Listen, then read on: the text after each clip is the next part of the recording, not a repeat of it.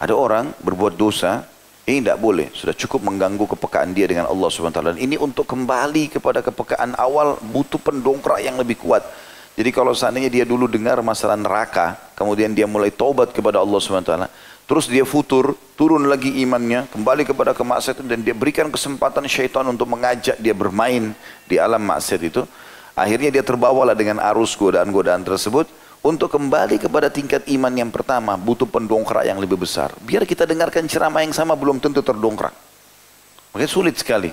Saya pernah kasih gambaran, dosa itu seperti jurang. Kita ada di atas gunung yang tinggi. Dosa itu jurang. Kapan kita sekali terjerumus, ya, walaupun tidak loncat, tetap jatuh terguling. Dan untuk naik butuh mendaki. Bisa difahami ini? Jadi ini penting, pekah sekali. Makanya saya bilang kita bicara tentang masalah keimanan dan harus faham masalahnya teman-teman. Ini kalau tertanam dalam hati, kita akan berjalan sendiri atau rame-rame, akan selalu merasa ditemani oleh Allah SWT. Itu penting dan itu pola hidup seorang muslim. Mau dia hidup di negara Islam, negara kafir, dimanapun dia berada, dia adalah figur orang yang selalu merasa diawasi oleh Tuhannya. Dan dia nikmati ibadah itu. Nah, bergembira dengan kemaksiatan itu, misal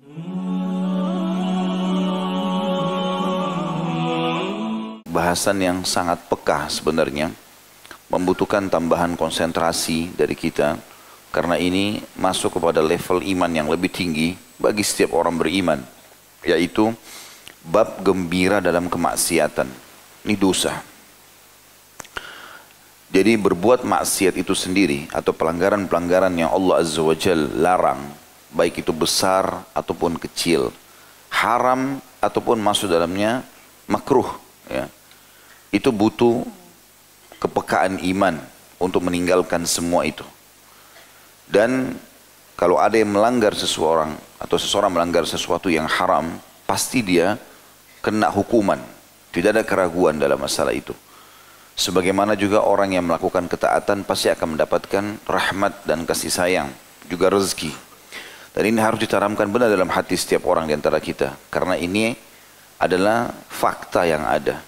Terlalu banyak contoh orang-orang sebelum kita, di mana para nabi-nabi dan para pengikutnya yang telah beriman kepada Allah dan terus memupuk iman mereka, sampai pada tingkat mereka disiksa pun, mereka tidak meninggalkan keimanan itu karena sangat pekah mereka merasakan betul kenikmatannya.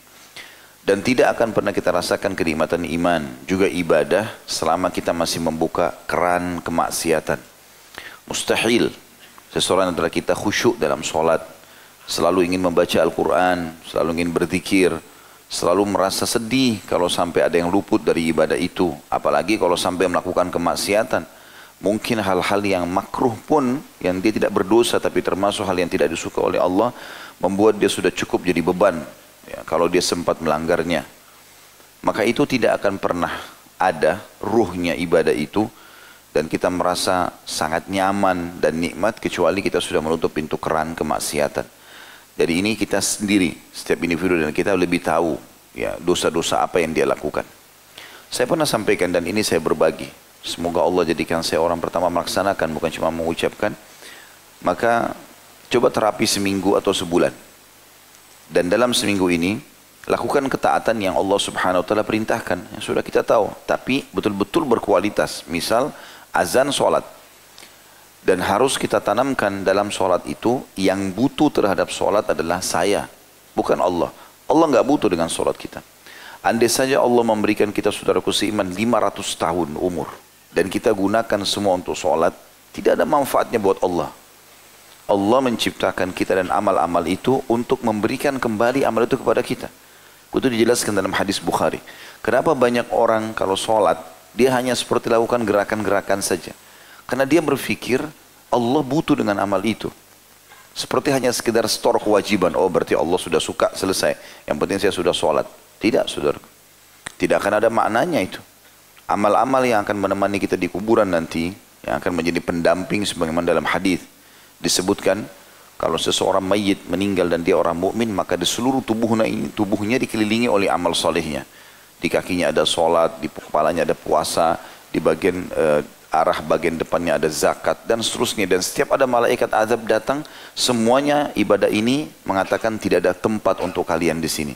Sampai akhirnya dia pun disuruh beristirahat dengan tenang dan jadi kuburannya taman dari taman surga.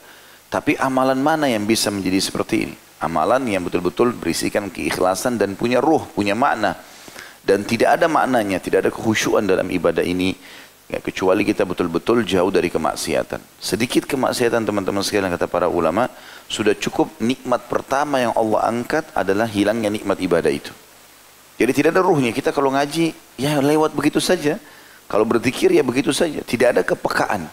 Tidak ada merasa enak sekali baca Quran ini. Rasanya tidak mau tutup, tidak mau berhenti. Ada perasaan yang muncul kalau sujud rasanya nggak mau angkat kepala karena lagi asyik ngobrol sama Tuhannya. Itu nggak bisa muncul selama ada maksiat. Begitu juga selain contoh yang lain, sholat, zikir pagi petang. Coba on time, habis subuh baca. Jangan berdiri kecuali sudah baca. Habis asar juga begitu, jangan ditunda. Itu juga dengan baca minimal 10 ayat per hari. Komitmenkan, jalan sebulan ini. Semuanya kerjakan. Dan pintu maksiat apapun, Anda lebih tahu maksiat itu. Dan umumnya maksiat itu terjadi di waktu-waktu lengah. Lagi santai, malam-malam, habis mandi, minum teh, depan TV, mulailah nonton. Mulailah ini dan itu. Ya. Maka kemaksiatan itu hanya bisa dilakukan oleh syaitan. Membuka pintu itu untuk kita kalau kita lagi lengah. Oleh karena itu harus hati-hati. Kalau kita lagi padat jadwal, umumnya syaitan agak sulit untuk menggoda kita. Makanya sering saya bahasakan teman-teman sekalian, coba ibadah-ibadah itu dilakukan dan dipaksakan. Karena ibarat kita sama syaitan ini seperti orang yang akan lomba lari. Selama kita masih di garis start, belum memulainya, belum mulai salat malam, belum mulai sedekah, belum mulai hadir majelis ilmu, belum mulai semuanya, tapi sudah tahu, maka kita seperti sedang mau bertanding dengan seorang musuh. Musuh ini punya kekuatan untuk menjatuhkan mental kita. Ya, dia akan mengatakan, kau nggak bisa, kau nggak mampu, kau akan kalah, kau akan begini. Dan kita kalah dengan itu. Belum memulainya sudah kalah, gitu kan. Bagaimana caranya supaya musuh ini tidak bisa mengganggu kita atau bahkan bisa kita kalahkan? Larilah. Mulai start gitu kan. Nah memulai start ini dengan mulai melakukan ibadah-ibadah ini, membaca keutamaan-keutamanya dan itu harus dengan ketulusan hati. Ada orang gak ada orang tetap saya kerjakan. Maka membuat rival kita, lawan kita dari syaitan, dia tidak bisa menggoda kecuali dia punya kekuatan yang sama dengan kita. Kecepatan, misalnya kita lari 10 km per jam misalnya, anggaplah lambat, lari kecil. Maka syaitan juga kalau mau menggoda kita, dia nggak mungkin tinggal di garis start, dia harus lari seperti kita. Itu pun kalau dalam kondisi orang sedang lari, rival itu nggak bisa. Kadang-kadang apa yang dia lemparkan dari kata-kata untuk menjatuhkan mental kita, itu bisa sampai bisa enggak. Karena kita sedang lari, apalagi kalau kita kecepatan tinggi, dia harus seperti kecepatan kita atau lebih cepat lagi untuk mengalahkan. Nanti di saat kita sudah tersibukkan dengan ibadah itu dan kita tutup pintu-pintu kemaksiatan, akan ada kenikmatannya luar biasa. Sampai para salafus saleh sangat pekah mereka pada saat mereka ketinggalan satu hal yang itu pun ada udzur syar'i, misal ketiduran, misal apa, itu sudah cukup membuat mereka menyesal luar biasa. Karena mereka faham sekali luput amal soleh ini, maka akan terus tercatat ibadah yang luput sampai hari kiamat. Misal tadi subuh ada yang tidak sholat di masjid. Anggap dia punya udzur syar'i. Kita tidak bicara orang yang tidak punya udzur syar'i. Orang punya udzur syar'i. Kita bicara sekarang kepekaan iman. Orang punya udzur syar'i, misal dia ketiduran. Udzur syar'i. Dia bangun, sudah selesai sholat berjamaah di masjid. Kalau kaum salafus saleh dari sahabat dan tabi'in itu sudah cukup membuat mereka menyesal berbulan-bulan gara-gara itu saja. Karena mereka sangat peka. Di buku amalnya akan tercatat di hari itu, sholat subuh itu tidak dikerjakan di masjid. Walaupun ada udzurnya. Dan itu tidak bisa diubah sampai hari kiamat. Kita akan temukan di buku amal. Sekali luput ibadah itu maka selesai. Dan ini butuh kepekaan. Itu ada di tangan kita. Dan harus kita memaksakan diri merasa kita butuh dengan ibadah itu. Contoh sholat teman-teman. Kita harus sadari Allah nggak butuh pertama di ibadah sholat itu. Dan juga di setiap gerakannya dan bacaannya ada pahala. Jangan pernah hilangkan satu pahala pun di situ. Coba sebentar sholat isya. Antum mulai niat dalam hati dan minta kepada Allah SWT supaya sholat ini nggak hilang pahalanya. Pekah, setiap bacaan walaupun tidak mengerti apa yang imam baca, ikuti. Setiap gerakan nikmati. Usahakan dari takbir sampai salam. Di situ antum akan maksimal mendapatkan pahala. Dan harus begitu memang. Tidak boleh kita biarkan syaitan mencuri semaunya saja. oh nggak apa-apa nih, misalnya menghayal, dan seterusnya. Itu dari syaitan. Dan ini semuanya juga akan ada kemaksiatan. Kata sebagian ulama salaf, kalau seandainya seseorang itu coba menjaga hubungannya dengan Allah, dan kita akan baca nanti banyak statement para ulama salaf berhubungan dengan masalah itu, maka nanti dia kalau menjaga hubungannya dengan Allah SWT akan muncul kepekaan dalam ibadah itu. Artinya ada ruhnya, ada maknanya, sehingga muncullah kehusyuan dan kenikmatan tersendiri. Bahkan nanti sampai pada tingkat kita membenci kemaksiatan. Apa yang orang itu buat? Kenapa dia melanggar? Muncul itu. Karena kita sudah peka dalam masalah-masalah seperti ini. Itu kalau seandainya orang buat dosa secara umum. Ada, itu dosa ya. Apa saja dosa kita lakukan ada hukumannya. Ya, ada ancamannya. Ada dosa lain yang nanti menambah beban dosa itu sendiri. Yaitu bergembira dengan dosa. Ada orang berbuat dosa, ini tidak boleh. Sudah cukup mengganggu kepekaan dia dengan Allah SWT. Ini untuk kembali kepada kepekaan awal butuh pendongkrak yang lebih kuat. Jadi kalau seandainya dia dulu dengar masalah neraka, kemudian dia mulai taubat kepada Allah SWT, terus dia futur, turun lagi imannya, kembali kepada kemaksiatan, dan dia berikan kesempatan syaitan untuk mengajak dia bermain di alam maksiat itu, akhirnya dia terbawalah dengan arus godaan-godaan tersebut, untuk kembali kepada tingkat iman yang pertama, butuh pendongkrak yang lebih besar. Biar kita dengarkan ceramah yang sama belum tentu terdongkrak. Makanya sulit sekali. Saya pernah kasih gambaran, dosa itu seperti jurang. Kita ada di atas gunung yang tinggi. Dosa itu jurang. Kapan kita sekali terjerumus, ya, walaupun tidak loncat, tetap jatuh terguling. Dan untuk naik butuh mendaki. Bisa difahami ini? Jadi ini penting, pekah sekali. Makanya saya bilang kita bicara tentang masalah keimanan dan harus faham masalahnya teman-teman. Ini kalau tertanam dalam hati, kita akan berjalan sendiri atau rame-rame, akan selalu merasa ditemani oleh Allah SWT. Itu penting dan itu pola hidup seorang muslim. Mau dia hidup di negara Islam, negara kafir, dimanapun dia berada, dia adalah figur orang yang selalu merasa diawasi oleh Tuhannya. Dan dia nikmati ibadah itu. Nah, bergembira dengan kemaksiatan itu, misal dengan contoh menceritakan kepada orang, berbangga-bangga dengan perbuatan pelanggarannya. Karena ada orang begitu, dia mencuri di kantor misalnya. Dia bangga sama teman-temannya. Atau dia menipu orang. Bangga. Dia sampai menjadikan bahan tertawaan misalnya. Atau dia berzina malamnya. Dia bangga. Dia menceritakan hotelnya, dia menceritakan perempuannya, dia berbangga. Bahkan dia ajak temannya untuk tidur sama perempuan yang sama. Mungkin dia traktir. Ini bahaya. Ini gembira ini dosa sendiri. Jadi selain di zinanya dosa, itunya juga dosa. Bergembirahnya itu. Nah itu yang diangkat oleh Syekh Muhammad bin Wahab rahimahullah di dosa besar ini. Saya bacakan dulu dalilnya. Di antara yang membuat penyesalan besar nanti hari kiamat adalah bergembira dengan kemaksiatan ini.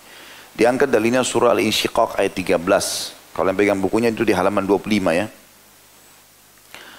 Dan perlu saya sampaikan juga kita membedah buku ini memang teracak, tidak berurut sesuai dengan daftar isi karena ada sebagian yang sudah pernah kita bahas di buku kitab Al-Kabair Imam Az-Zahabi rahimahullah. Bunyinya Al-Insyiqaq ayat 13, A'udzubillahi minasyaitonir rajim, innahu kana fi ahlihi masrura. Sesungguhnya orang-orang kafir, munafik, orang musyrik, ahli maksiat itu pada saat mereka masuk neraka dan mereka teriak-teriak histeri, gitu kan? Kalau ada yang bertanya, kenapa mereka harus sampai disiksa seperti ini? Jawabannya Allah sudah kasih kita di dunia. Innahu, sesungguhnya dia dulu di dunia, kana fi ahlihi, pada saat dia berada di kalangan teman-temannya, sesama orang kafir, sama orang munafik, sama orang maksiat, selalu bergembira. Jadi dia gembira dengan maksiat, mabuk-mabukan, gembira-gembira, bangga-bangga.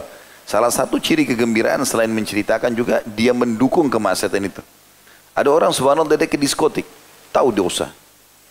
Terus dia merasa menyesal, masih mending walaupun ini tidak baik. Saya sudah bilang di awal pembukaan tadi, jangan buka pintu itu supaya ada kepekaan ibadah. Karena orang seperti ini hilang kepekaan ibadah. Tapi ada orang lebih buruk daripada itu. Dia bukan cuma sekedar ke diskotik, dia pikir ini bagus, menguntungkan, dia buka, ngundang orang berbuat maksiat. Bentuk kegembiraannya dia. Kalau dia nggak gembira, dia nggak bakal mungkin mau buka seperti itu. Nah ini dosa yang luar biasa.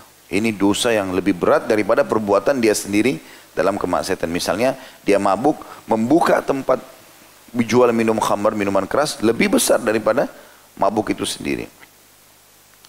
Sebaliknya, kalau orang-orang beriman, Orang-orang beriman masuk ke dalam surga, mereka merasakan nikmat yang luar biasa, bidadari, bidadara, istana, kenikmatan abadi yang luar biasa. Sulit untuk digambarkan, makanan, minuman, pakaian.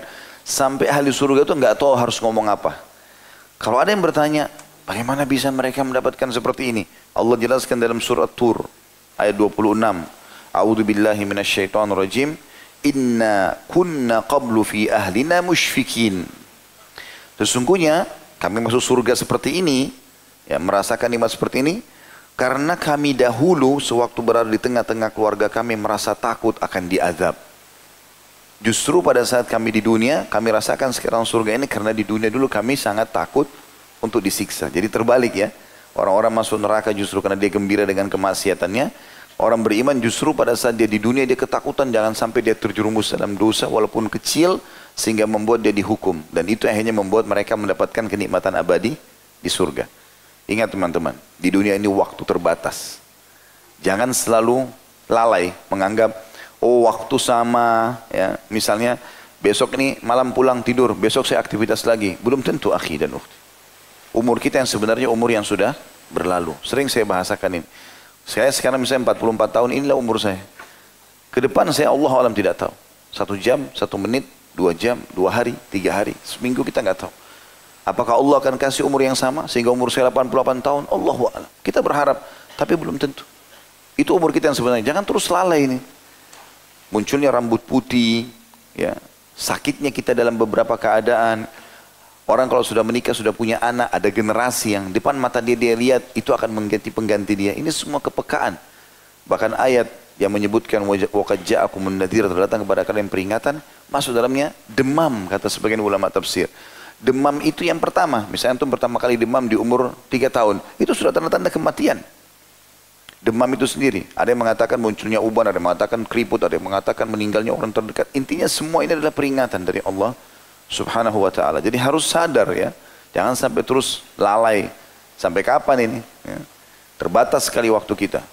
Jangan pernah merasa teman-teman sekalian, oh gampang, selalu bersembunyi di ayat Innallaha ghafurur rahim, Allah maha pengampun dan maha penyayang. Tapi dia lupa ayat lain, Innallaha syadidul iqab, Allah amat berat siksaannya. Kata ulama, kita harus peka terhadap siksa Allah dulu, baru kita masuk ke rahmatnya Allah. Artinya kalau kita terjerumus dalam dosa, terlanjur, dan kita baru mau tobat, nah rahmatnya Allah luas. Tapi kalau orang lagi ada pilihan, apakah berbuat ketaatan agar dapat rahmat atau berbuat maksiat Allah akan hukum, maka kita dahulukan tentunya untuk melakukan ketaatan dan tinggalkan kemaksiatan. Kemudian dalil yang ketiga yang diangkat oleh beliau tentang contoh orang-orang justru yang melakukan kemaksiatan kepada Allah, umat-umat sebelum kita, Allah justru binasakan dan hancurkan mereka. Dan sebelum dihancurkan Allah buat mereka gembira dengan kemaksiatannya. Malah berfoya-foya dengan itu. Qaum Lut, ya, yang Allah hancurkan homoseksual di 9 perkampungan mereka yang Allah angkat.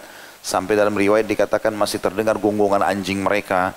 Ya, kemudian dibalik oleh Allah Subhanahu wa ta'ala. Itu beberapa hari sebelum mereka dihukum oleh Allah Subhanahu wa ta'ala. Mereka makin sehat, mereka ketawa-ketawa, mereka gembira terus. Ya. Sayangnya mereka tambah lalai lalu Allah binasakan.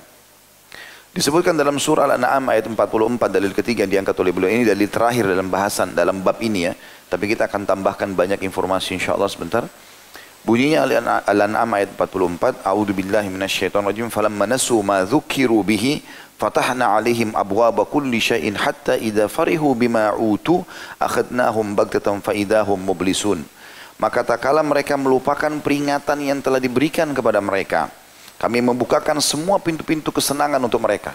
Para da'i, para ulama sudah ingatkan, gak boleh, gak boleh, gak boleh. Mereka tidak mau dengar, tak kala mereka melupakan peringatan-peringatan yang telah diberikan kepada mereka. Hadir di pengajian pun, oh iya, oh udah tahu. Tapi tetap maksiat. Maka kami membukakan semua pintu-pintu kesenangan untuk mereka. Sehat, banyak proyeknya, segala macam hal.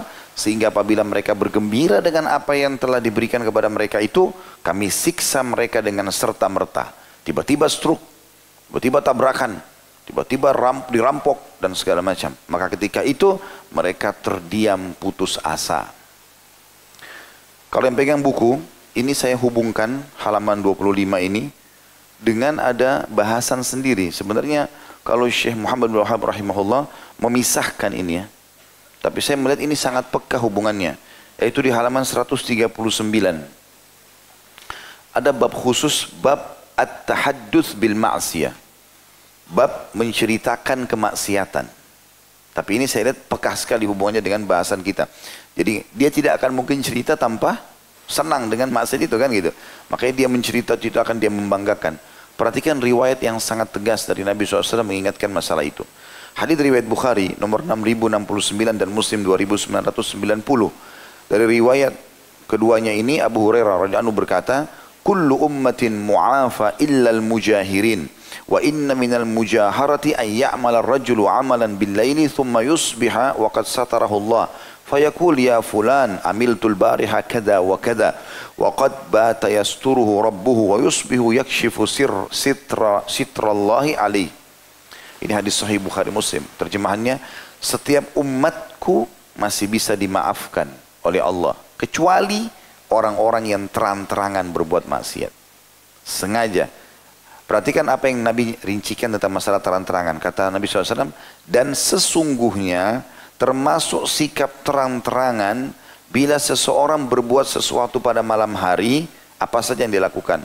Ya umumnya orang berzina misalnya. Kemudian dia melewati pagi hari dalam keadaan Allah telah menutupi perbuatan itu. Gak ada yang tahu antara dia sama Allah SWT. Kemudian orang itu berkata pada teman-temannya, "Wahai fulan, aku tadi malam telah berbuat demikian dan demikian. Padahal pada malam hari Robnya telah menutupi. Kemudian pada pagi hari dia membuka tabir yang diberikan oleh Allah atasnya." Ini termasuk adalah orang yang terang-terangan, yang gembira dengan kemaksiatannya. Ini tidak boleh. Artinya kalau bahasa pekanya teman-teman sekalian, kalau seandainya ada orang pun terjerumus dalam kemaksiatan, harusnya dia peka untuk tidak menceritakan pada orang. Harusnya. Bukan malah dia menceritakan itu. Baik, kita lebih dalam teman-teman, ini yang ada di buku. Kita lebih dalam melihat bagaimana tambahan informasi yang berhubungan dengan tema kita ini yang ditulis oleh para ulama.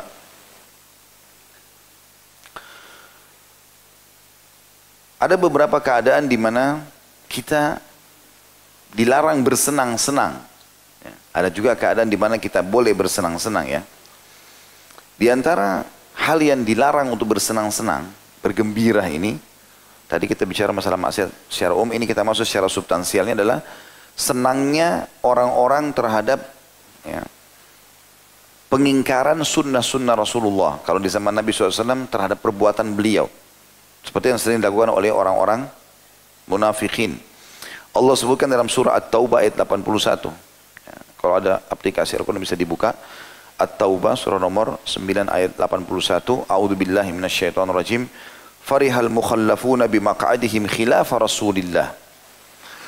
Ini tentang orang-orang munafik ya. Orang-orang yang ditinggalkan tidak ikut berperang, mereka gembira dengan duduk-duduk diam setelah ditinggal oleh Rasulullah sallallahu alaihi wasallam. Jadi orang-orang beriman itu, para sahabat yang tulus keimanannya, kalau Nabi SAW panggil jihad, mereka selalu di saf pertama. Bahkan sahabat bersaing di depan masjid, mana yang di saf pertama, supaya Nabi tunjuk kamu ikut, kamu ikut, kamu ikut. Dan mereka berusaha menutupi uzur-uzur mereka. Walaupun mereka punya uzur, mereka berusaha tutupin supaya tetap tidak disebutkan di hadapan Rasulullah. Jangan sampai Rasulullah bilang, kamu nggak usah ikut karena ada uzur ini. Misalnya. Seperti itulah ya. Maka orang-orang munafik justru datang sengaja mencari uzur.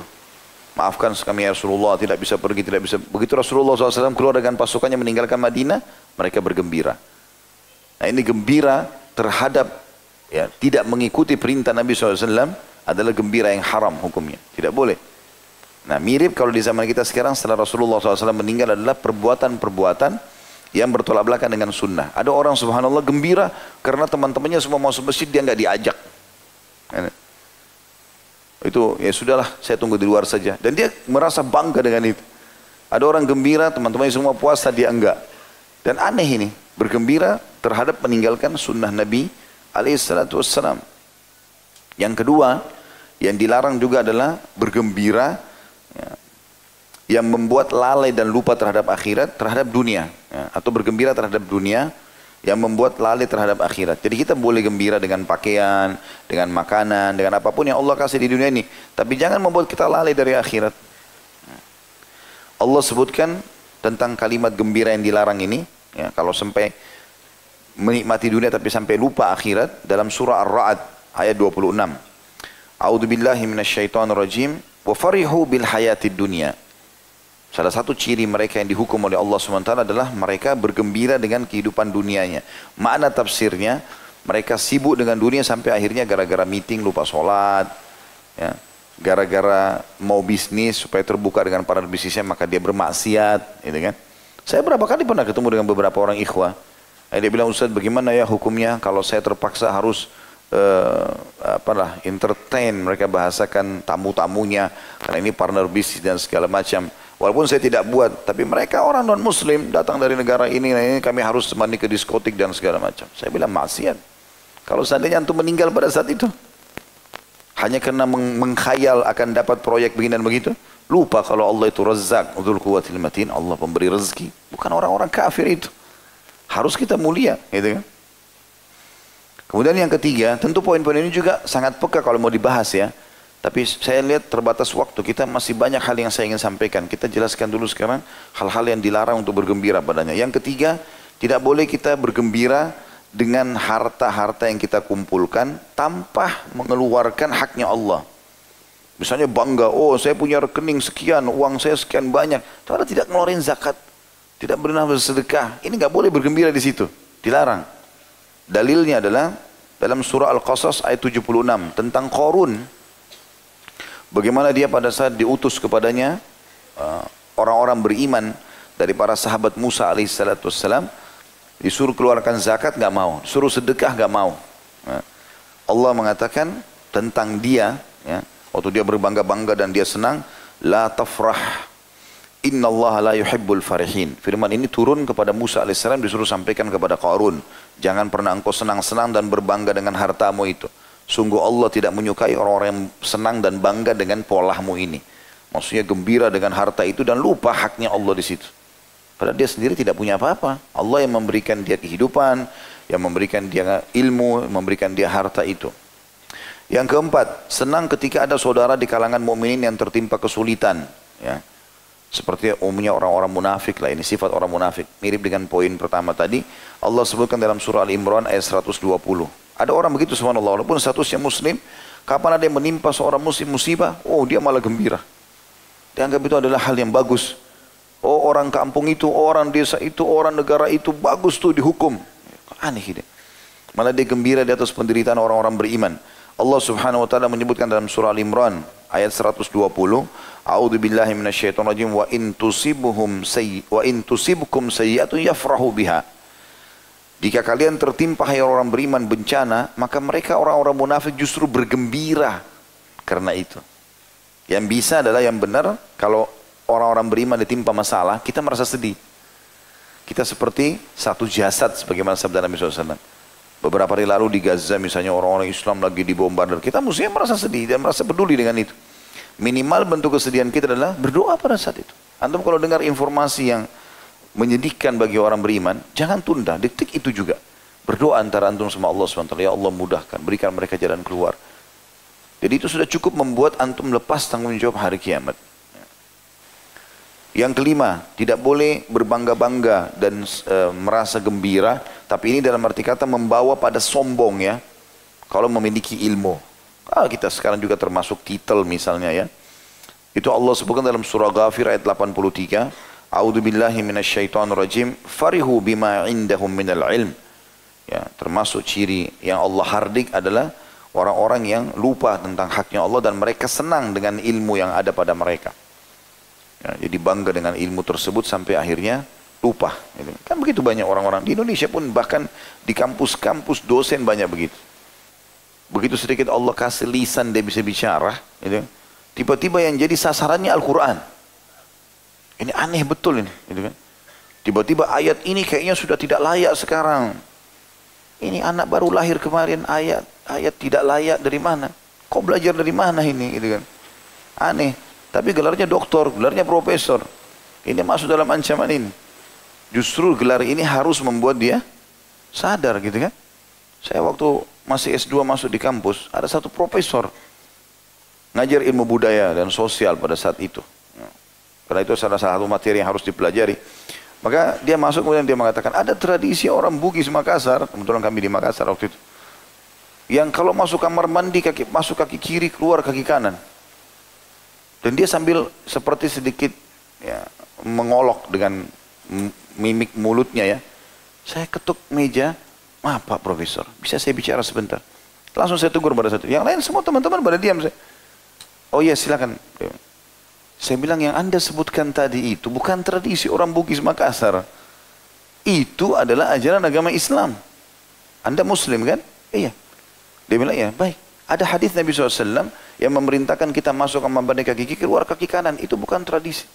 Bahkan dia sempat seperti mengolok, bahasanya dia begini. Sebelum saya jelaskan itu, dia bilang, kalau saya masuk kamar mandi mundur, mau kaki kanan atau kaki kiri. Kalau dia tidak niat mengolok, ini seorang profesor, maka nggak mungkin dengan bahasa itu kan. Nah, ini bahaya sekali.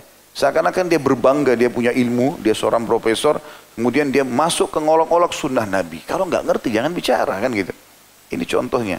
Dan tapi alhamdulillah pada saat itu dia tiba-tiba diam, oh itu ada hadisnya. Iya, kalau Anda mau pekan depan saya bawain bukunya. Saya bawakan kitabnya, ada dalam Sahih Bukhari masalah itu. Contoh saja. Nah ini berbahaya sekali. Ini contoh, salah satu contoh dan banyak sekali yang orang seperti itu ya. Banyak orang-orang sekarang yang aneh-aneh di kampus, bahkan di jurusan agama gitu. Oh itu Hamim, Yasin, Toha, huruf-huruf pertama dalam Al-Quran. Oh itu nama-nama orang dulu yang menulis wahyu. Kalau saya juga hidup zaman itu, saya juga tulis nama saya. Sudah kehabisan bahan untuk dibicarakan. Al-Quran. Aneh. Saya saja kalau punya tulisan buku misalnya, kemudian ada orang olok-olok tulisan saya. Kenapa itu Khalid tulis di pendahuluan begitu? Saya akan marah kan gitu. Ini kitabnya Allah. Habis bahan kamu. Harus Al-Quran yang kau olok, kan aneh betul gitu. Nah ini kadang-kadang begitu, karena merasa dia dosen, itu ngomong, ini yang ngomong seorang dokter, dan kami tahu orang itu. Subhanallah, ya umumnya orang-orang liberal biasa begitu. Ya. Ngomong yang aneh-aneh gitu. Baiklah, ini kalau saya bahas sampai subuh tidak selesai. Yang keenam, senang dan bangga terhadap amal yang mereka pernah kerjakan. Saya sudah 10 kali haji. Oh haji, baru pulang. Oh saya sudah 10 kali. Itu masjid sumbangan. Oh itu masjid saya sudah 10 masjid yang lain saya bangun. Aneh gitu.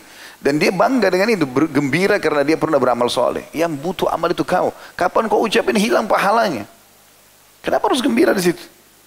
Kalau ada kesempatan beramal soleh, syukur. Mulut antum tutup ini, jangan cerita kepada orang. Antara antum dengan Allah SWT, tidak ada gunanya menceritakan ini. Allah sebutkan dalam surah Al-Imran ayat 188. A'udzu billahi minasyaitonir rajim.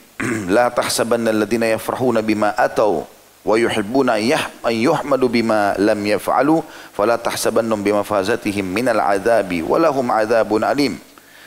Jangan sekali-kali kamu mengira bahwasanya orang-orang yang gembira dengan apa yang telah mereka kerjakan dan mereka suka dipuji atas perbuatan yang tidak mereka lakukan. Jadi awalnya bermula dia cerita amalnya kecil. Lama-lama nanti muncul was-was syaitan. Dia ingin dipuji dalam semua lini walaupun dia tidak kerjakan. Jangan sekali-kali kamu mengira bahwa mereka akan lolos dari azab. Pasti Allah hukum. Mereka akan mendapatkan azab yang pedih. Nah, jadi ini peringatan-peringatan dari Allah Subhanahu Wa Taala agar jangan sampai kita bergembira. Ini model-model gembira yang dilarang ya. Yang tidak boleh. Kemudian juga ada ayat yang lain, jadi ini ayat sebenarnya merangkumkan ke 6 poin tadi ya. Bergembira dengan kemaksiatan itu, atau menjadikan dia bermaksiat dengan kelebihan yang Allah berikan. Allah sebutkan dalam surah Ghafir ayat 75, A'udzu billahi minasyaitonir rajim, dzalikum bima kuntum tafrahuna fil ardi bighairil haqqi wa bima kuntum tamrahun. Ini Allah berfirman kepada para ahli neraka, pada saat mereka disiksa, mereka mohon-mohon supaya diringankan sehari dari azab segala macam. Allah bilang, suruh malaikat menyampaikan semua itu kepada mereka. Yang demikian itu, siksa-siksa ini disebabkan karena kamu dulu suka bersukaria di bumi, ya, tanpa mengindahkan kebenaran, dan karena kamu selalu bersukaria dalam kemaksiatan. Ini ayat subhanallah merangkumkan ke 6 poin tadi. Jadi gembira dengan kemaksiatan justru menjadi penyebab disiksa di api neraka. Ya. Sebaliknya, kalau orang yang bergembira karena dia beribadah kepada Allah, tapi antara dia sama Allah, misal antum Allah mudahkan bangun sholat malam, lalu antum merasa alhamdulillah ya Allah engkau berikan aku kesempatan, Jadi kita merasa pekah, kita bisa sedekah, kita gembira dan bersyukur kepada Allah karena Allah berikan kesempatan. Kalau Allah tidak gerakkan hati kita untuk mengeluarkan, kita tidak sedekah, tidak dicatat di buku amal pada hari itu. Berapa banyak orang yang dilewati, orang miskin, lewat-lewat dia biarkan. Padahal kesempatan depan matanya untuk dapat pahala, tapi dia tidak mau. Ya. Kalau kita diberikan kesempatan berbuat ibadah, kita boleh bergembira, tapi antara kita sama Allah. Kapan kita ceritain orang lain, nanti malah jadi masalah, bisa riak gitu kan. Allah sebutkan dalam surah Yunus ayat 58, A'udzubillahi minasyaitonirrajim, Qul bifadlillahi wa birahmati fabidzalika falyafrahu. Al-ayat, katakanlah hai Muhammad, dengan karunia Allah dan rahmatnya hendaklah dengan itu orang-orang beriman itu bergembira. Artinya kalau mereka berhasil melakukan perbuatan-perbuatan ibadah, maka itu adalah sebuah karunia dari Allah Subhanahu wa taala. Baik. Lebih peka sedikit kita bahas lagi lebih dalam. Ada banyak statement dan dalil yang menjelaskan kepada kita yang harus kita renungi. Saya akan sebutkan banyak dalil dan sedikit agak cepat karena memang kita usahakan bisa materinya selesai ya. Beranjak daripada sabda Nabi SAW, dan hadis ini hadis yang sangat peka, disahihkan oleh Syekh Al-Albani dalam silsilah hadis sahihah nomor 505, dan ini diriwayatkan Ibnu Majah nomor 4245. Kata Nabi SAW, niscaya aku akan melihat beberapa kaum dari umatku.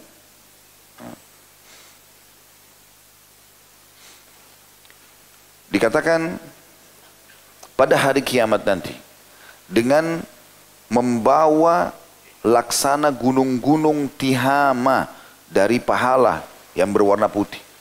Nanti akan datang hari kiamat umatku ahli ibadah. Pahalanya bergunung-gunung, ya dia sholat, ya dia puasa, ya dia haji, ya dia sedekah, segala macam. Seperti gunung-gunung Tihama. Tihama ini gunung-gunung yang sangat tinggi, besar gitu ya. Kemudian Allah Azza wa Jal menjadikannya seperti debu yang berterbangan di depan mata dia hari kiamat. Tidak ada manfaatnya buat dia. Lalu ada yang bertanya, wahai Rasulullah, jelaskan sifat mereka kepada kami. Siapa orang-orang ini? Bawa pahala bergunung-gunung hari kiamat, tapi akhirnya Allah hancurkan depan mata mereka, dibuat seperti debu yang berterbangan, artinya tidak akan ditimbang, timbangan amal, tidak ada manfaatnya bagi mereka. Beritahukan kepada kami ya, siapa mereka, agar kami tidak menjadi bagian dari mereka, sementara kami tidak tahu. Maka Nabi SAW menjawab, ketahuilah mereka adalah saudara kalian, satu bangsa dengan kalian, artinya sama kaum muslimin. Dan bangun malam sebagaimana kalian bangun malam. Mereka juga sholat malam. Tapi jika mereka menyendiri dengan larangan-larangan Allah, mereka melanggarnya. Ternyata orang-orang ini adalah orang yang sholat iya, puasa iya, segala macam. Tapi pada saat dia lagi sendiri, tidak ada orang yang lihat, dia maksiat kepada Allah. Maksiatnya ini cukup menghancurkan semua amal solehnya tadi. Nah, jadi ini kepekaan teman-teman. Artinya kita harus pekah menjaga hubungan dengan Allah SWT ini sendiri atau rame-rame. Kalau lagi sendiri itu, disitulah diuji keimanan antum. Datangnya kesempatan berzina, datangnya kesempatan berbohong, datangnya kesempatan. Tapi antum sendiri pun, ya tidak ada orang-orang, itu justru di situ puncaknya ujian. Karena kalau antum lolos di situ, nanti di depan orang antum akan lebih peka. Kalau sendiri aja kita tidak maksiat, maka pasti di depan orang juga tidak akan kita lakukan. Seperti itulah. Ini hadis yang sangat tegas mengingatkan kepada kita, ya, makna daripada firman Allah SWT dalam surah Isra, surah nomor 17 ayat 17, A'udzubillahi minasyaitonirrajim wa kafa bi rabbika bidunubi ibadi khabiran basira. Dan sesungguhnya cukuplah Tuhanmu maha mengetahui lagi maha melihat dosa hamba-hambanya. Sayang banyak sekali orang di antara kita, ya, semoga Allah maafkan, mereka selalu berpikir kalau dia dilihat oleh anak kecil mau buat dosa, atau dilihat oleh orang yang dia kenal, atau bahkan dia tidak kenal, tiba-tiba dia berhenti bermaksiat. Dan dia tidak fikir ada zat yang sedang melihat dia, Allah Azza wa Jalla. Bagaimana seseorang teman-teman tidak peka dalam poin seperti ini? Dia bisa berbuat maksiat sementara dia tahu sebenarnya Allah maha mendengar, Allah maha melihat, Allah maha mengetahui, dan Allah amat keras siksaannya. Bagaimana orang mengetahui ini semua baru dia langgar gitu kan? Maka itu yang dimaksud dengan firman Allah tadi. Dan juga dalam surah Al-Baqarah, surah nomor 2 ayat 74, Allah juga berfirman, ini makna hadis tadi itu adalah penjelasan daripada ayat-ayat ini. Wa mallahu bighafirin amma ta'malun. Allah tidak akan pernah lalai terhadap apa yang kalian kerjakan. Tidak mungkin luput dari Allah hukuman terhadap dosa itu dan juga balasan kebaikan bagi orang-orang yang beribadah. Juga sama dengan surah Al-Baqarah, masih surah yang sama tadi, ayat 77 Allah berfirman, A'udzubillahi minasyaitonirrajim, awala ya'lamuna annallaha ya'lamu ma yusirruna wa ma yulinun. Tidakkah mereka itu mengetahui bahwasanya Allah mengetahui segala yang mereka sembunyikan dan segala yang mereka tampakkan? Mirip dengan ini juga surah At-Taubah ayat 78, surah nomor 9. A'udzubillahi minasyaitonirrajim, alam ya'lamu annallaha ya'lamu sirrahum wa najwahum wa annallaha 'allamul ghuyub. Tidakkah mereka tahu bahwasanya Allah mengetahui rahasia dan bisikan mereka dan bahwasanya Allah amat mengetahui segala yang gaib. Ayat-ayat ini harus kita renungi ya, karena ayat-ayat ini menandakan kita harus lebih takut kepada Allah daripada apapun, karena Allah mengetahui semua itu. Dan Allah menyebutkan dan menghardik orang yang justru malu dengan manusia. Dia malu tidak mencuri, dia malu tidak berzina, dia malu, karena dia malu sama manusia. Dan dia tidak malu sama Allah. Allah sebutkan dalam surah An-Nisa, surah nomor 4 ayat 108. A'udzu billahi minasyaitonir rajim, yastakhfuna minan nasi wa la yastakhfuna minallah wa huwa ma'hum idh yubayyituna ma la yarda minal qaul wa kana Allah bima ya'maluna muhita. Mereka bersembunyi dari manusia, tapi mereka tidak bersembunyi dari Allah, padahal Allah mengetahui mereka. Ketika pada suatu malam mereka menetapkan keputusan rahasia yang tidak Allah ridhoi, dan Allah maha mengeliputi dengan ilmunya terhadap apa yang mereka kerjakan. Ya. Jadi ini sangat peka, harusnya seseorang berhati-hati darinya. Juga dalam surah Fussilat, surah nomor 41 ayat 22 sampai ayat 23, Allah SWT berfirman, A'udzu billahi minasyaitonir rajim. Wa ma kuntum tastatiruna an yashhada 'alaikum sam'ukum wala absarukum wala juludukum walakin dhanantum anna Allah la ya'lamu katsiran mimma ta'malun wa dzalikum dhannukum alladhi dhanantum bi rabbikum ardaakum fa asbahtum minal khasirin. Kalian sekali-kali tidak dapat bersembunyi. Jadi kalau ada orang bilang saya cuma sendiri, enggak ada yang lihat, atau bisikan syaitan, kamu sendiri kok, enggak ada yang tahu, lakukan aja. Maka Allah bilang, kalian sekali-kali tidak dapat bersembunyi dari persaksian pendengaran kalian sendiri, penglihatan kalian, dan kulit kalian terhadap diri kalian. Tapi kalian mengira bahwa Allah tidak mengetahui kebanyakan dari apa yang kalian kerjakan. Dan yang demikian itu adalah prasangka kalian yang telah kalian sangkakan kepada Rabb kalian. Allah nggak tahu, Allah nggak lihat.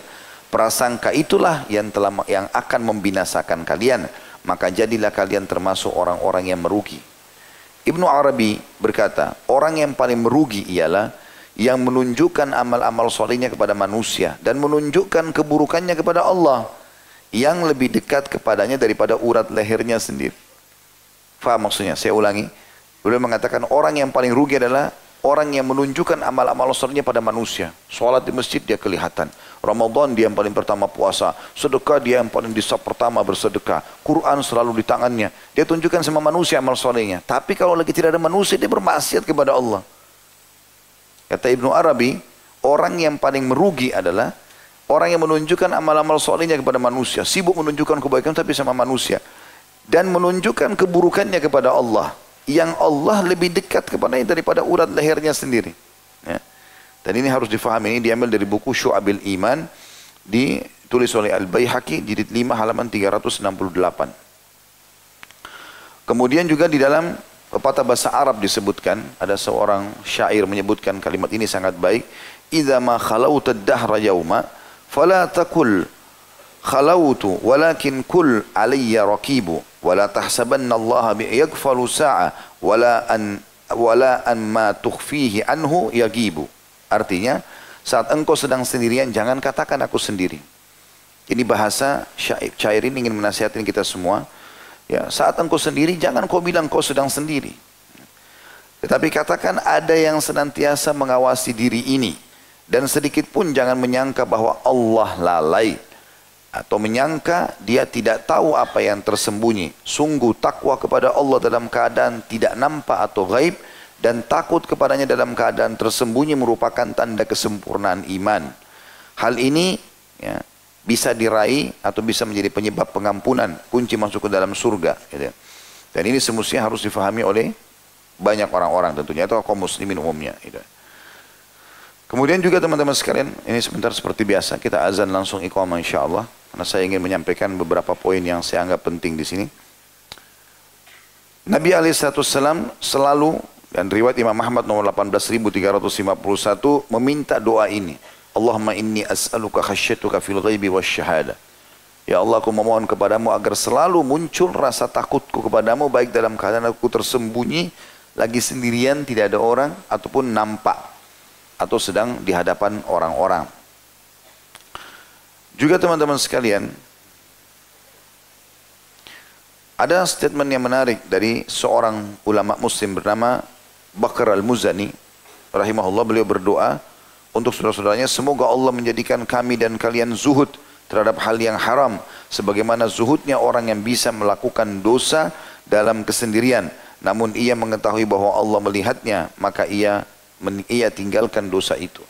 Maksudnya dia berdoa, semoga aku dan kalian ini diberikan oleh Allah SWT perasaan zuhud yang sebenarnya. Yaitu zuhud menurut dia adalah orang kalau pas lagi sendiri dan ada peluang berbuat dosa, dia tinggalkan dosa itu. Dia maksudnya pekah dalam masalah ini. Sebagian di antara salaf juga berkata, orang yang takut bukanlah orang yang menangis dan juga memeras kedua matanya. Nangis, terisak-isak, air matanya banyak keluar. Tapi ia adalah orang yang meninggalkan hal haram yang ia suka saat ia mampu melakukannya. Justru di situ puncaknya seseorang itu dianggap orang yang sangat dekat dengan Allah Subhanahu wa taala. Orang yang takut sama Allah, orang yang justru meninggalkan maksiat pada saat dia punya peluang untuk melakukan perbuatan tersebut. Ini tentu diambil dari kitab Jami' Ulumul Hikam ya. Ditulis buku ini atau diambil dari jilid 1 halaman 162. Juga teman-teman sekalian, ada renungan yang baik ditulis oleh atau dinukil dari Hasan Basri rahimahullah. Beliau berkata, wahai anak Adam, kuatkah engkau memerangi Allah? Dia ulangi lagi kepada murid-muridnya, wahai anak Adam, kuatkah kamu memerangi Allah? Ya. Terus diulangi sampai 3 kali, wahai anak Adam, kuatkah kamu memerangi Allah? Orang yang bermaksiat berarti telah memerangi Allah. Sebagian lagi ada yang mengatakan, saya heran dengan si lemah yang menantang sang kuat. Jadi orang kalau buat maksiat sebenarnya seperti dia sedang menantang Allah. Mirip begini, kalau antum kerja di perusahaan, antum tahu peraturan perusahaan tidak boleh dilanggar 1, 2, 3, 4, 5. Pada saat pemilik perusahaan ada atau pimpinan ada, kita mau membuat pelanggaran di depan mata dia, kecuali antum sengaja mau dipecat. Gitu kan? Tapi kalau enggak mungkin kita buat. Nah itu contoh kepekaan, semestinya dengan Allah SWT kita lebih peka dalam masalah ini. Begitu juga teman-teman sekalian, Wahab bin Al-Ward berkata, takutlah kepada Allah sebesar kekuasaannya atas dirimu. Malulah kepadanya, kepada Allah, seukuran kedekatannya kepadamu. Dan takutlah kepadanya karena dialah yang paling mudah bisa melihatmu. Dan ini disebutkan dari kitab Mukhtasar Minhajul Qasidin di jilid 4 halaman 63. Jadi maksudnya Wahab bin Mulai mengatakan, takutlah kepada Allah sebesar kekuasaannya atas dirimu. Maksudnya Allah mampu mematikan kau seketika. Allah lah yang telah menciptakan kau, memberikan kau ruh, menciptakan kau dari bayi, anak-anak sampai kau remaja sekarang. Kekuasaannya Allah sangat besar dan Allah bisa matikan kita seketika. Kata beliau, takutlah kepada Allah sebesar kekuasaannya dia pada dirimu. Malulah kepadanya seukuran kedekatannya dia kepadamu. Karena Allah mengatakan, wa nahnu aqrabu ilaihi min hablil warid, dan kami lebih dekat pada manusia daripada urat lehernya sendiri, gitu kan? Maka ini dikatakan oleh dia, harusnya kau takut karena Allah sangat dekat dengan kamu. Bagaimana sih kalau pengawasan pemilik perusahaan di sebelah kita, masa kita mau langgarkan gitu? Seperti itu maksudnya. Lalu dikatakan, dan takutlah kepadanya karena dialah yang paling mudah bisa melihatmu. Demikian juga yang disampaikan oleh Ibnu Rajab rahimahullah. Beliau mengatakan takwa kepada Allah dalam ketersembunyian adalah tanda kesempurnaan iman. Hal ini berpengaruh besar pada pujian untuk pelakunya yang Allah sematkan pada hati kaum mukminin. Ya. Abu Darda pernah menasihati, dan ini contoh ini dinukil juga dari kitab yang sama, Mukhtasar Minhajul Qasidin di jilid 4 halaman 63. Abu Darda juga menasihati mengatakan, hendaklah setiap orang takut dilaknat oleh hati kaum mukminin, sementara dia tidak merasa ia menyendiri dengan maksiat, maka Allah menimpakan kebencian kepadanya di hati orang-orang beriman. Jadi kalau ini juga diambil dari buku yang sama, cuma di halamannya 163. Maaf, ini diambil dari buku Jami' Ulum wal Hikam di jilid 1 halaman 163. Jadi perkataan ini ya maksudnya kalau antum pernah dengar hadis, kalau ada orang berbuat maksiat maka dia secara terang-terangan dia dilaknat oleh seluruh manusia ya, bahkan makhluk-makhluknya Allah yang lain. Maka yang dimaksud di sini kata orang ini, Abu Darda mengatakan, hendaklah setiap orang takut dilaknat oleh hati kaum mukminin. Jangan sampai kau melakukan maksiat, kau tidak sadar sebenarnya orang-orang semua lagi melaknatmu. Sementara dia tidak merasa itu. Ia menyendiri dengan maksiat, maka Allah menimpakan kebencian kepadanya di hati orang-orang beriman. Sulaiman At-Taimi berkata, sungguh seseorang melakukan dosa dalam ketersembunyiannya, maka ia pun terjatuh ke dalam lubang kehinaan. Kapan orang buat dosa sengaja, sendiri-sendiri ya. Tentu kalau orang terang-terangan kayak tadi kita bahas, itu lebih besar lagi dosanya. Kalau dia sendiri saja, sudah cukup membuat dia terhina. Ada statement yang lain, sungguh seorang hamba berbuat dosa yang hanya diketahui dirinya oleh Allah saja. Lalu ia mendatangi saudara-saudaranya dan mereka melihat bekas dosa itu pada dirinya. Ia melihat tanda yang paling jelas akan keberadaan dan ini adalah tanda paling jelas tentang keberadaan Rabb yang akan membalas amal sekecil apapun di dunia sebelum akhirat. Tidak ada amalan yang hilang di sisi Allah dan tidak ada pula amalan tidak berguna tirai dan penutup dari kuasanya. Artinya Allah pasti akan bongkar. Orang yang berbahagia adalah orang yang memperbaiki hubungannya dengan Allah karena jika demikian Allah akan memperbaiki hubungannya dengan orang lain. Dan barang siapa yang mengejar pujian manusia dengan mengorbankan murka Allah, maka orang yang awalnya memuji akan berbalik mencelahnya. Diceritakan dalam sebuah kisah, ada seorang salafus saleh, dia lagi jalan, rupanya dia ini pelaku riba. Sebelum dia jadi orang soleh tobat, dia pelaku riba, suka pinjam-pinjamkan uang orang riba. Kemudian dia jalan, ada anak-anak kecil di pinggir jalan lagi lewat, lagi berdiri main-main, lalu tiba-tiba mereka berdiri sambil membisik-bisikkan. Tapi Allah sampaikan suara anak-anak itu kepada dia. Mereka mengatakan, coba lihat tuh, pelaku riba, raja riba sedang lewat. Maka dengan kuasa Allah sementara dia tersentuh hatinya. Dia merasa, ya Allah, engkau telah membuka aibku di anak-anak ini. Maksudnya kok sampai menjadi bahan pembicaraan anak-anak. Maka dia pulang ke rumahnya, dia mengatakan, ya Rabb, aku adalah tawanan di sisimu, aku akan coba perbaiki keadaan ini. Dia kumpulkan seluruh hartanya dan dia taubat, tidak mau lagi membuka pintu riba. Semua yang dia miliki disedekahkan keesokan harinya dengan niat ingin ibadah kepada Allah SWT. Selang 1 bulan saja dari perbuatan itu, tiap hari dia ibadah kepada, bukan selang 1 hari. Selang beberapa hari saja, bukan sebulan. Dari hal itu, dia mulai terus bersedekah, dia berhentikan pinjaman utang riba. Orang-orang yang sudah utang dimaafin sama dia. Selang beberapa hari, sekitar 5-6 hari sepekan saja, dia lewat, tiba-tiba anak-anak yang sama, gitu, saling bisik dan Allah sampaikan ke telinga dia, sambil mengatakan, berhentilah bermain, karena orang ahli ibadah sedang lewat. Maka dia mengatakan, segala puji bagimu ya Allah, yang pada saat engkau bisa membongkar aibku setiap saat, dan engkau juga bisa menutupinya setiap saat, bahkan mengangkat derajatku. Sufyan ats-Tsauri juga rahimahullah berkata, jika engkau takut kepada Allah, dia akan menjaga dirimu dari manusia. Tetapi jika engkau takut kepada manusia, maka mereka tidak akan bisa melindungimu dari Allah. Jadi statement ini sebenarnya Sufyan ats-Tsauri menyampaikan pada saat menjelaskan atau sejalan dengan hadis Nabi SAW tentang Umar bin Khattab radhiyallahu anhu. Ya, Umar mengatakan, wahai Ibnu Khattab, kalau kau lewat di sebuah lembah, syaitan melihatmu, dia akan cari lembah lain karena takut kepadamu. Apa yang dimaksud dengan syaitan takut kepada Umar? Maka dirincikan oleh sebagian ulama. Ya, di antaranya statement Sufyan ats-Tsauri tentang masalah orang kalau takut kepada Allah, Allah akan buat makhluknya takut kepadanya. Ya, termasuk syaitan sendiri. Jadi nanti sampai pada tingkat level iman seseorang. Semoga Allah sampaikan kita di situ insyaAllah. Artinya sampai pada tingkat di mana syaitan takut untuk menggoda, bertemu, bukan menggoda lagi. Karena kepekaannya. Dan pada saat itu puncaknya seseorang akan maksimal dalam ibadah kepada Tuhannya. Nah, ini yang dimaksud dengan perkataan tadi. Makanya Sufyan ats-Tsauri mengatakan, jika engkau takut kepada Allah, dia akan menjaga dirimu dari manusia. Siapapun yang niat buruk kepadamu, tidak akan bisa menimpamu. Allah akan jaga itu. Tapi jika engkau takut kepada manusia, dia tidak berbuat pelanggaran karena ada atasannya, karena ada pasangannya, karena ada temannya yang lihat, atau ada manusia yang lihat, maka mereka tidak akan bisa melindungimu dari Allah. Kalau Allah buat kau celaka gara-gara maksiat itu, mereka tidak akan bisa buat apa-apa. Ibnu Aun berpisah dengan seseorang, maka ia berwasiat, takutlah kepada Allah, Karena orang yang takut kepada Allah tidak akan pernah merasa sendirian.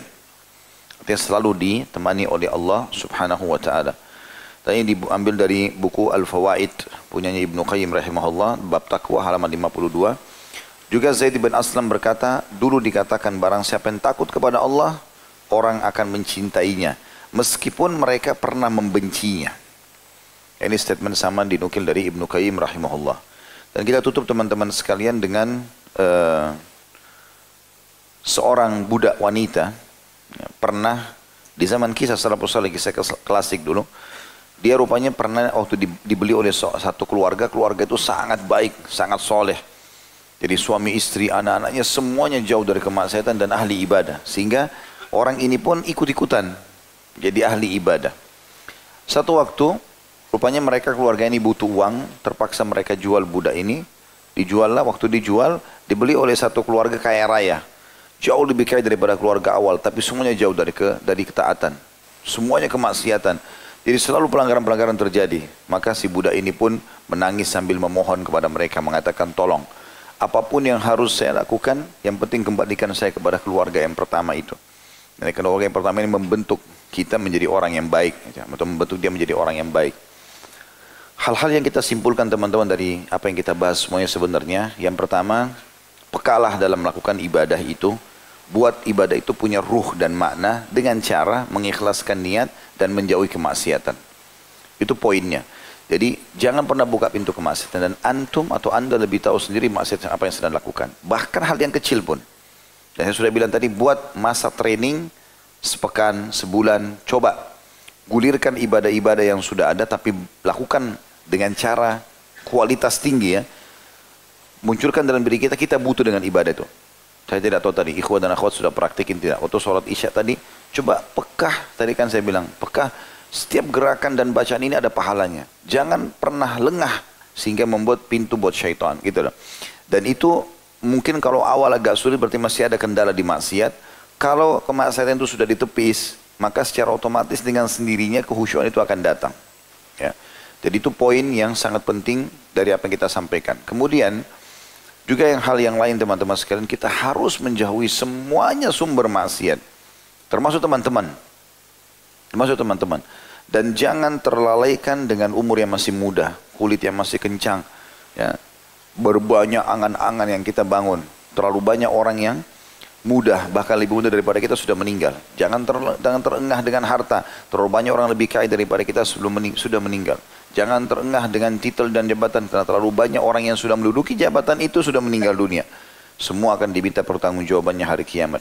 Kita ini adalah anak-anak akhirat. Ayah kita Adam alaihissalam dan ibu kita Hawa alaihissalam diciptakan oleh Allah untuk menjadi penghuni surga, dan di sini cuma mampir. Ini dunia tempat mampir. Dan jangan sampai membuat tempat mampir ini membuat kita kembali kepada tempat yang salah. Karena Allah SWT jadikan bumi ini, dunia ini sebagai tempat cobaan. Allah ingin kita kembali ke surga dan mendapatkan tempat-tempat yang lebih baik di sana dengan cara ujian amal di sini. Sedikit berupaya bentuk ketaatan kepada Allah, Allah akan kasih kita tempat yang terbaik sana. Tapi kalau terjadi pelanggaran, maka Allah siapkan tempat yang lain, yaitu neraka. Ada yang kekal, ada yang juga sementara. Kekal adalah orang kafir, munafik, orang musyrik, dan sementara ahli maksiat. Dan teman-teman, kalau saya pribadi menanamkan dalam diri saya, kalau saya bisa juara satu, kenapa saya harus juara dua? Kalau saya bisa jadi orang yang terbaik, kenapa saya harus orang jadi baik saja? Coba tanamkan program itu. Buat dalam prinsip hidup kita, jadi kita selalu coba menjadi orang yang baik. Dan Nabi SAW tidak melarang kita untuk bersaing positif tanpa niat untuk menjatuhkan orang lain. Pernah ada seorang sahabat begitu. Dia mengatakan, ya Rasulullah, Anda lihat, saya sangat tampan dan apa yang Allah telah berikan kepada saya dari penampilan segala macam ini. Kalau ada perasaan dalam hati saya tidak ingin orang saingi saya. Tapi saya tidak ingin orang lain juga jatuh. Saya hanya ingin supaya saya terus bersaing positif. Ya. Dalam arti kata, kalau ada orang sholat malam, saya juga mau sholat malam. Tapi saya bukan mau riya. Saya juga tidak ucapkan pada orang. Saya juga tidak berharap orang itu hilang sebagai bentuk hasad. Hilang sholat malam dari dia. Gitu. Apakah itu termasuk perbuatan yang dilarang? Kata Nabi SAW, tidak. Dan Allah mengatakan dalam Al-Quran, wa fi dzalika falyatanafasil mutanafisun. Dan pada persaingan positif ibadah itu, keimanan, maka disitulah orang-orang mukmin bersaing dalam arti positif di sini, tidak menjatuhkan orang lain, bukan untuk riya. Jadi kita jadikan sebagai kalimat motivator. Kenapa teman-teman kalau kita bisa masuk surga tanpa hisab, kenapa harus dihisab dulu? Kenapa kalau kita bisa masuk surga walaupun dihisab, kenapa harus kita masuk neraka dulu? Kan gitu. Ya, lebih baik jadi sekalian jadi orang yang baik gitu kan. Seperti itulah. Dan ambillah pengalaman dari orang-orang. Dan tadi imam kita sempat membaca salah satu ayat di surat Maghrib tadi, itu menceritakan masalah itu. Allah suruh kita melihat orang-orang sebelum kita. Ambil pelajaran dari mereka. Disuruh berjalan di muka bumi, lihat bagaimana keadaan orang-orang di muka bumi ini yang sudah berlalu. Bagaimana keadaan Fir'aun, Namrud, orang-orang yang sudah Allah binasakan karena mereka maksiat. Dan akan seperti itu jalannya orang yang melakukan pelanggaran. Dan bagaimana para nabi-nabi yang dinukil kisah mereka selamat segala macam. Begitulah keadaan orang-orang yang patuh dan beriman. Oleh karena itu teman-teman, bersyukurlah kepada Allah Subhanahu wa taala pada saat Allah berikan kita kesempatan untuk beribadah. Termasuk antum bisa hadir malam ini di majelis ini. Ini la haula wala quwata illa billah. Kita tidak punya daya dan kekuatan. Andai saja Allah tidak ingin kebaikan ini buat saya pertama dan buat antum, kita tidak akan pernah bisa hadir. Kalau Allah tidak izinkan, tidak akan terucapkan kata-kata yang dari lisan saya. Kalau Allah tidak izinkan, tidak akan tersentuh hati antum untuk beramal. Maka ini berarti sebuah nikmat yang Allah berikan agar kita peka. Bersyukurlah. Setiap peluang ibadah yang sempat antum lakukan, anda lakukan, itu berarti Allah inginkan kebaikan. Sampai sebagian salaf mengatakan, siapa yang Allah izinkan lisannya mengucapkan istighfar, berarti Allah memang mau mengampuni dia. Andai saja tidak, Allah tahan lisannya. Kan berapa banyak orang maksiat, terus saja dalam kemaksiatan, dan dia merasa tidak bersalah. Sehingga akhirnya tidak diampuni dan akan menjadi penyebab hukumannya. Saya merasa zaman sekarang makin banyak orang yang berjoget-joget tanpa malu mempertontonkan auratnya, bahkan sengaja mengejar FYP atau penjualan produk dengan cara yang tidak sesuai syariat. Banyak dari mereka tahu itu salah, tapi tetap dilakukan demi engagement, demi cuan, atau karena ikut-ikutan tren yang sedang viral. Di platform seperti TikTok, tren fashion terbuka dan konten sensual seringkali dijadikan strategi dagang. Yang penting laris, yang penting viral, padahal di sisi lain itu justru menjauhkan kita dari keberkahan dan membuat hati semakin keras. Yang lebih menyedihkan lagi, hal seperti ini dianggap biasa, bahkan dijustifikasi dengan alasan ini bagian dari marketing. Padahal Allah itu Ar-Razzaq, Sang Maha Pemberi rezeki. Kita nggak perlu cari perhatian manusia dengan cara menyalahi aturan Allah, demi rezeki yang sebenarnya bisa datang dengan cara yang lebih mulia. Saya percaya masih banyak yang hatinya ingin berubah, tetapi bingung harus mulai dari mana. Maka cukup mulai dari sadar bahwa maksiat tidak akan pernah membawa berkah, dan perlahan ubah cara kita dalam mencari rezeki dan atensi. Bukan dengan dosa, tapi dengan ketakwaan dan kesungguhan menjaga diri. Barakallahu fikum.